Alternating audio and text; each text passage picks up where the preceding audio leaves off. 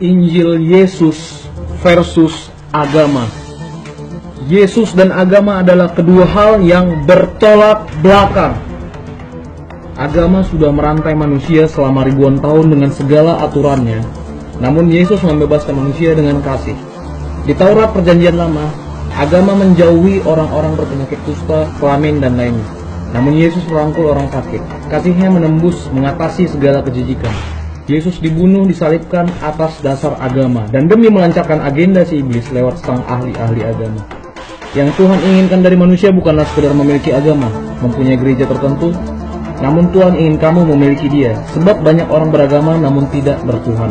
Yesus tidak membawa agama apapun ke dunia. Agama hanya membawa pemisahan dan pengasingan, namun Yesus mempersatukan.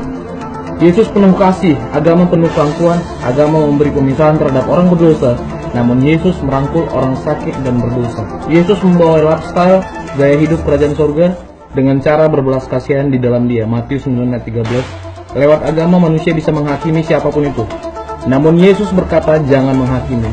Sudah banyak perang dan pembunuhan terjadi atas nama suatu agama. Apakah Tuhan mengendaki ini? Apakah Tuhan ada di bawah semua peristiwa ini? Dan faktanya, Yesus tidak pernah memerintahkan kepada orang-orang agar menjadi seorang beragama Kristen. Yesus tidak menggunakan istilah Kristen dalam ajarannya. Istilah itu pertama kalinya diberikan kepada jemaat di Antioquia, dan itu sebagai sebutan olok-olokan kepada jemaat setempat. Yesus memerintahkan agar semua orang menjadi muridnya dan belajar langsung kepadanya. Agama tidak menyelamatkan, Yesus menyelamatkan. Agama memberikan rasa takut, Yesus memberikan kasih. Kita taat karena kita mengasihi Tuhan, bukan bertindak atas dasar rasa takut Tuhan akan marah, takut akan neraka. Namun kita taat dan takluk kepada kehendak Yesus karena kita telah sadar kita sudah dibebaskan, sudah dimerdekakan dari dosa. Yohanes 8 ayat 31-32, Yohanes 14 ayat 23. Orang-orang beragama mencoba untuk membuat Tuhan mengasihi mereka dengan amal ibadah mereka. Tetapi murid Yesus melakukan amal ibadah karena mereka mengasihi Tuhan, dan mereka mengasihi Tuhan karena Tuhan sudah terlebih dahulu mengasihi mereka.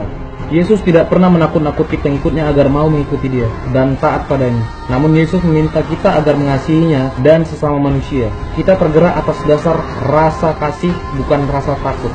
Sebab dalam kasih yang sempurna melenyapkan ketakutan.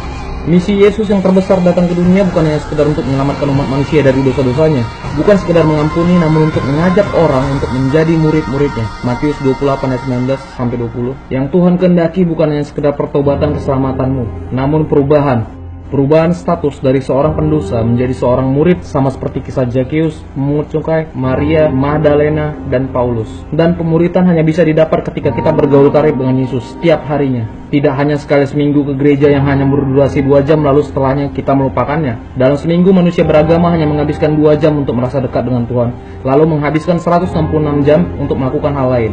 Itu tidaklah cukup, itu tidak akan membawa perubahan dan pertumbuhan roh kita. Agama mengajarkan jika kita melakukan A tambah B sama dengan C. Jika kita melakukan A dan B, maka kita akan dapat C.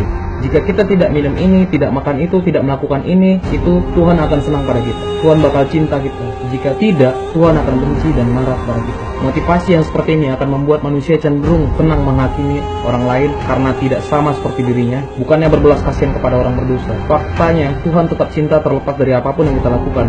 Keselamatan datang bukan karena usaha kita, namun karena kasih karunia. Dengan apakah kita balas kasih Tuhan? Dengan kasih kita untuk menuruti perintah Tuhan di dalam kasih. Tuhan tidak mengirim manusia ke neraka karena Tuhan membenci manusia, namun karena pilihan manusia itu sendiri.